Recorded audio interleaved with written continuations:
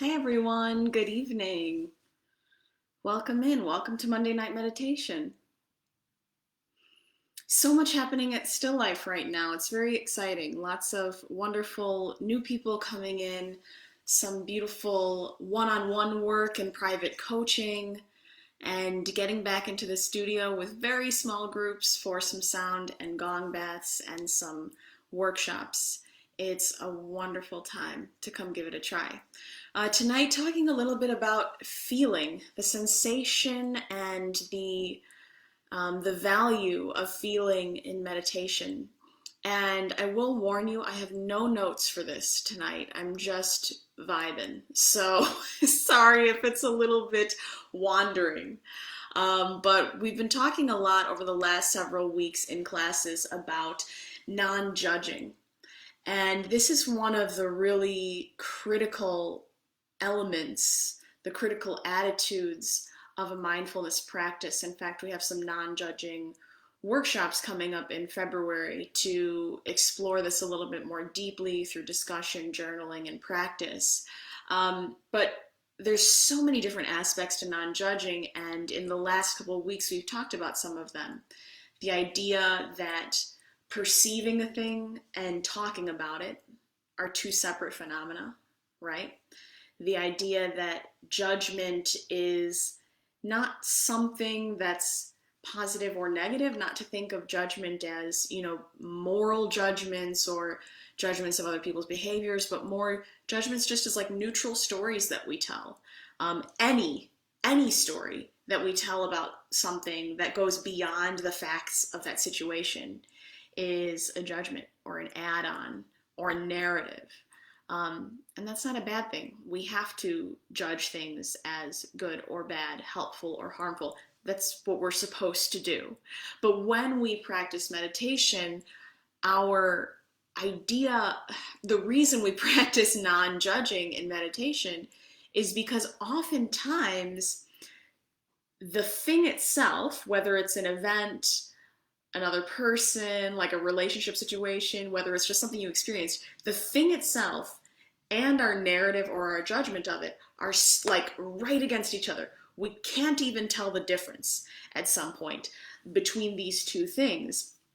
And in meditation, as sort of time slows down and we give phenomena more space to unfold, we learn to separate those things and notice more viscerally that one is different from the other. That's what we're talking about a little bit tonight. Feeling, this visceral feeling of meditation. It's been coming up in a lot of different ways in the last few weeks in our classes and with different clients.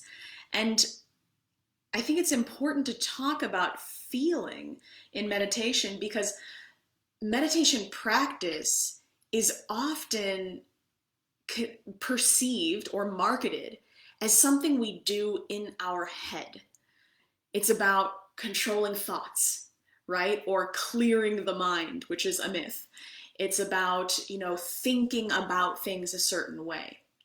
When meditation practice isn't really any of those things. First of all, what we're doing is sort of giving ourselves a break from thinking about things. We're just kind of being right here. We're not inputting any other information to think about, right? In the most fundamental way, that's how meditation is not so much a thinking thing.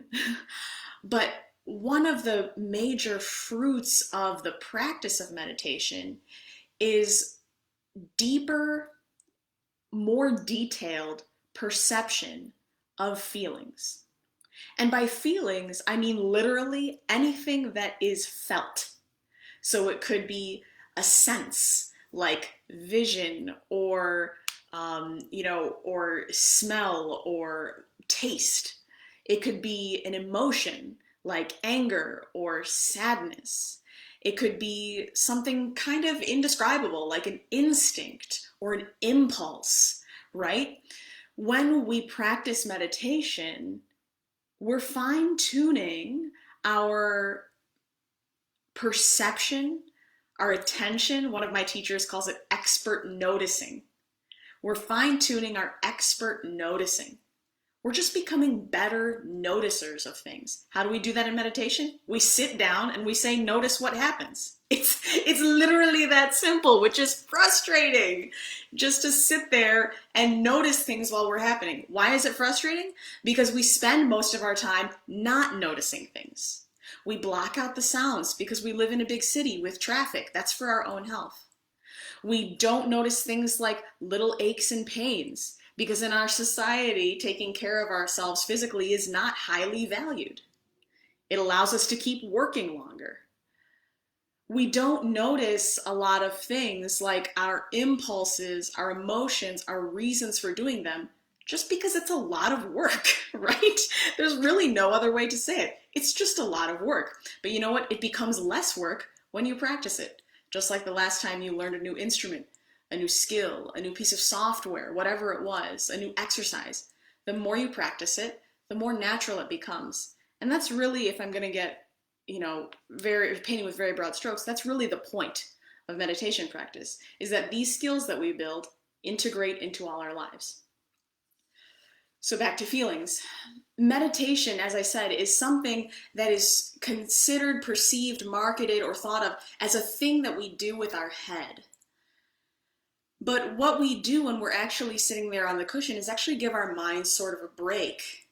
We're not inputting other information. We're not thinking about our to-do list. Of course, there are distractions. That's the way your mind is supposed to work. It's supposed to be imaginative and active and this incredible machine. But giving it a break from that, what else comes online? Feeling. Oftentimes we spend so much time in our head that we think of our bodies as sort of transportation just for what's above the neck, right? When we sit in meditation, we are feeling the sensations of being in one place. Feeling the sensation of letting go of the grip of concentration, of the grip of hard thinking. We're feeling the difference between perception and judgment. We're feeling the difference between simply experiencing, simply being here, and having anxiety, thoughts, plans, whatever it is. We're just practicing feeling the difference between those two.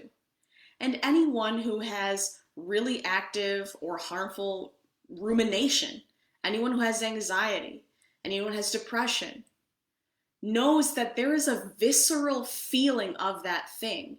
Even though we think of anxiety or depression or whatever it is as a mental illness, everyone knows that there's a visceral feeling. Your body and your mind are one. They are one. I hate that we use different words for them. I love what Toni Packer says. She calls it the body mind. One word, no space. The body mind. The body mind is one thing. And we know this inherently because you have never, ever had a cold that makes your body feel terrible and your mind perfectly clear. And you have never, ever been in a mentally stressful, frustrating, sad situation where your body felt like it's marathon time. That has never happened. So we know inherently that these two things that we think of as separate, body and mind, are the same. So why do we prioritize thinking over feeling? Because that's just the world we live in. And it's a good skill to have in certain situations. I don't want anyone to walk away thinking, oh, well, I just need to stop thinking about everything and, trust my gut on everything. That's not what I'm saying. I'm saying that right now, the way we operate is 90% thinking and 10% feeling. And it would be nice to bring them just a little bit closer together or know how to weave them together appropriately for different circumstances. So how does meditation help us with this? Meditation just very simply reduces the number of things that are going on.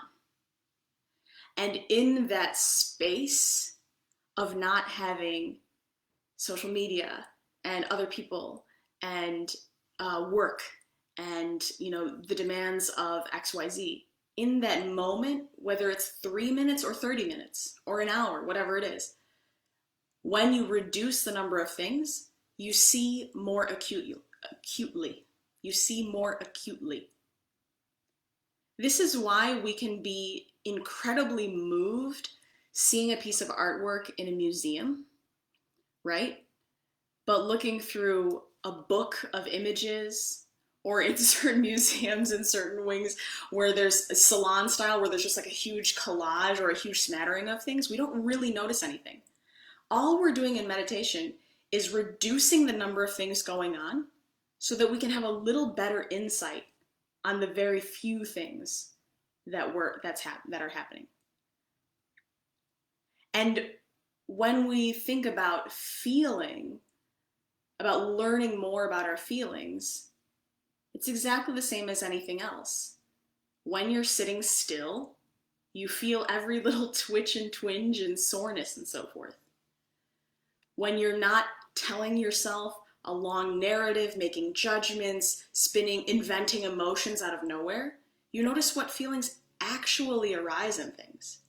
And why is this useful? Because as I said at the top, oftentimes an event and our judgment are smack right up against each other. And I'm talking about work decisions. I'm talking about when you blow up at your partner or when you're yelling at your kids. I'm talking about when all of a sudden you're feeling overwhelmed and crying about something. That's a moment and then everything else like a train, right? When we practice in a concerted effort, noticing that this and that are separate things, then we have a little bit better objectivity and a little bit better noticing skill. Being able to say, what is actually happening right now? If I'm going to keep painting with broad strokes, that's another one of the big goals of meditation. Just noticing what's happening. Just noticing the truth of a situation. So tonight, for our brief practice here, we're going to explore, feel, sense a little bit of one of the phrases that a teacher told me maybe a year ago, definitely months ago. It was already in the pandemic.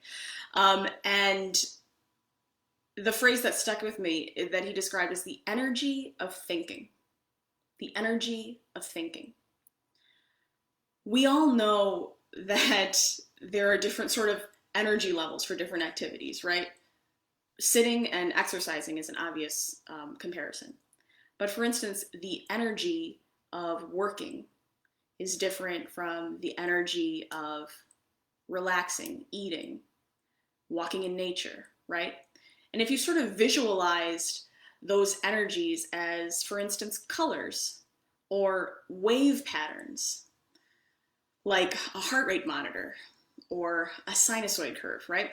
If you visualize all those different energies in different ways, or just imagine or feel them as pulsations in your body, it helps you to notice when those things are happening.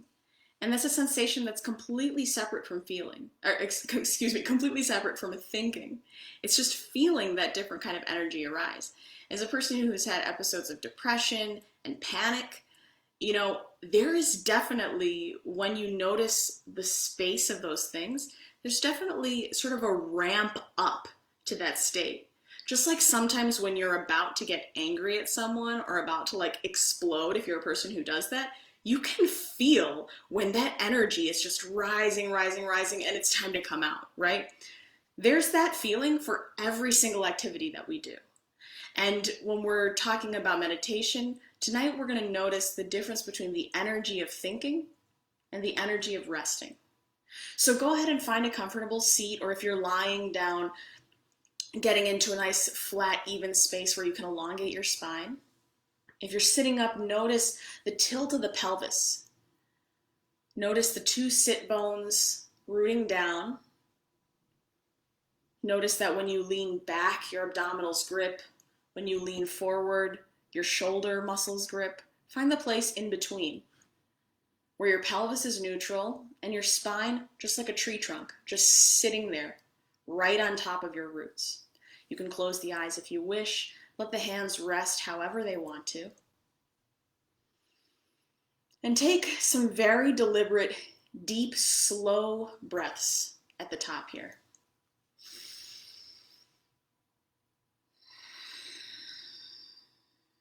All through the nose if that's accessible to you.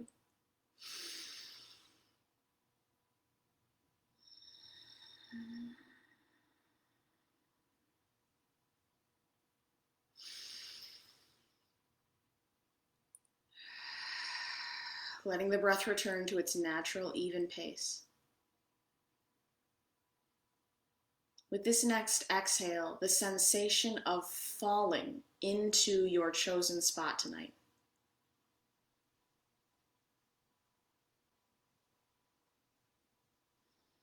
Letting everything go, trusting the seat and the earth beneath it to hold you. Loosening the muscles of the belly, the hips, the shoulders. Noticing if the spine has sagged a little bit in this relaxation, just gently feeling it grow upright with the next inhale, and exhaling, sinking, falling again. For this practice tonight, noticing the energy of rest.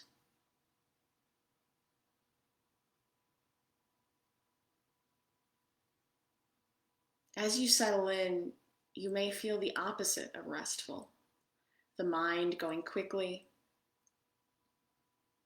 the body struggling to get comfortable or balanced. But notice this ramping down energy as you're finding this stillness. The feeling of rolling to a stop in this place.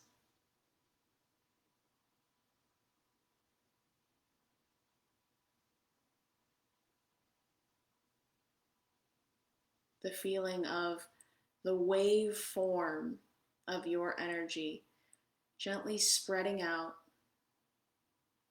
mellowing down. And even though the mind may protest this slowing, just having a sense of inviting it to come rest in this spot. Inviting the entire body-mind into this easy, tranquil energy.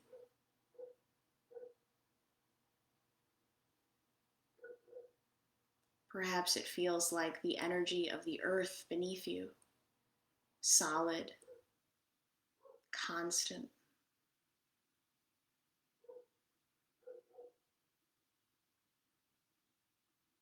Perhaps it feels like the energy of the waves of breath, like ocean waves, slow in and slow out.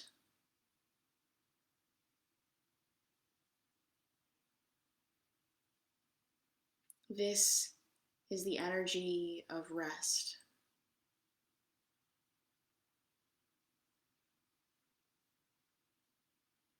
At the same time, many different energies may be swirling around your whole system. Just notice the body is at rest. That's all that's happening right now.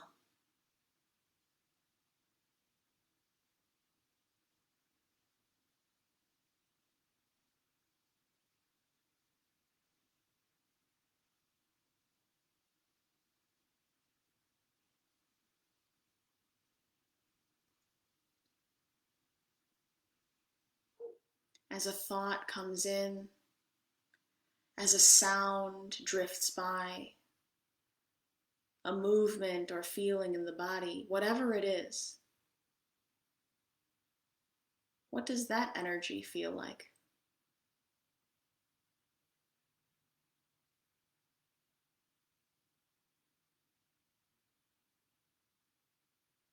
Does it feel like the tranquil, deep earth feeling? Or the rhythmic ocean waves feeling?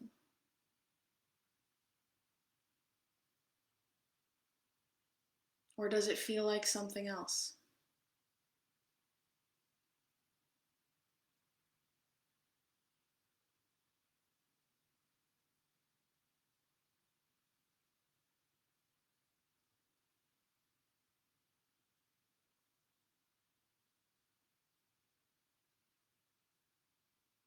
With each exhale, falling into this place once more.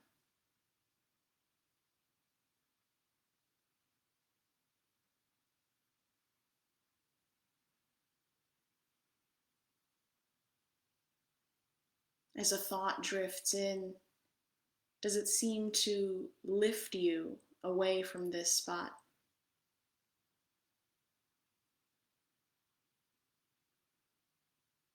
Here comes the next exhale, landing you back right here.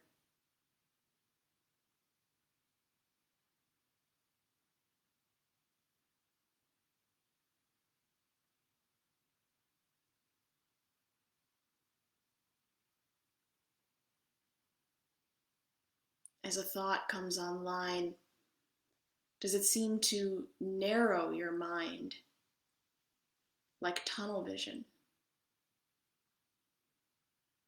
Does your mind seem like it's gripping hard, concentrating on that thought?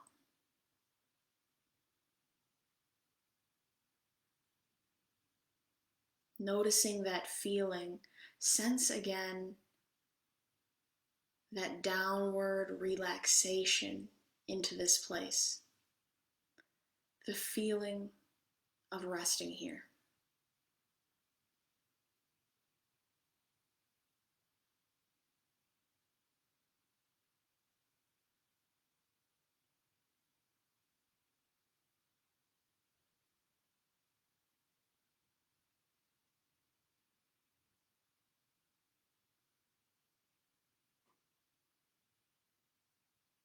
Letting go of that narrow thought, melting into easy awareness.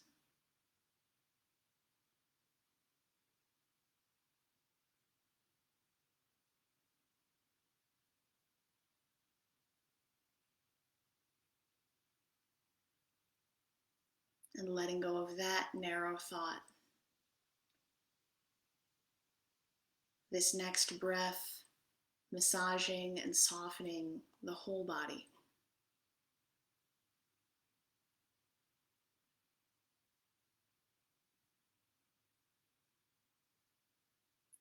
Inhaling gently more deeply, just allowing space for the breath to expand. Exhaling, sinking into the earth. Twice more like this, allowing a deeper breath in. Exhaling, melting everything down. Deeply inhaling once more, as if to gather up any energy of thinking. Exhaling, letting that energy relax and flow into ease. Gently bowing the chin toward the chest. Slowly fluttering the eyes open when ready.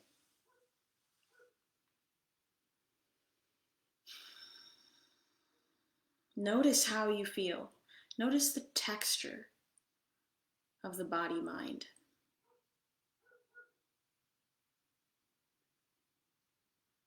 The tea teacher and Zen monk Wuda described something that I think of often. He said, if you choose any point on a map and go in any direction, eventually you will find tranquility. You'll find an open field or clear ocean, or if you go up, you'll see the sky.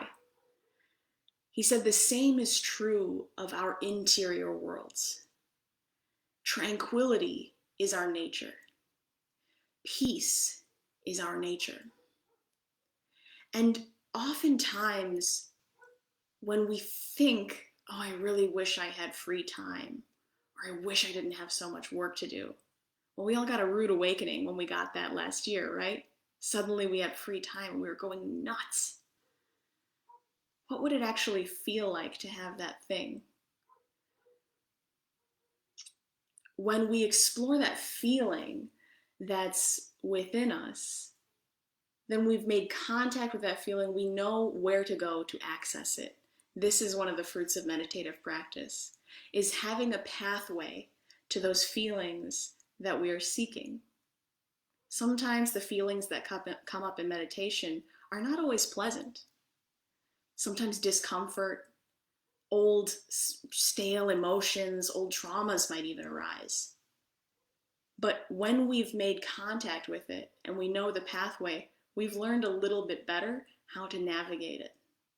so that when it does come up and we feel that feeling of being about to explode at our partner or shout at the stranger for doing the thing on the road, whatever it was, we're like, oh, I see what's happening here. And suddenly everything just sort of slots into place a little bit better. Thanks for tuning in tonight. Hope to see you soon at Still Life, online and in person, 5 days a week. See you soon. Peace.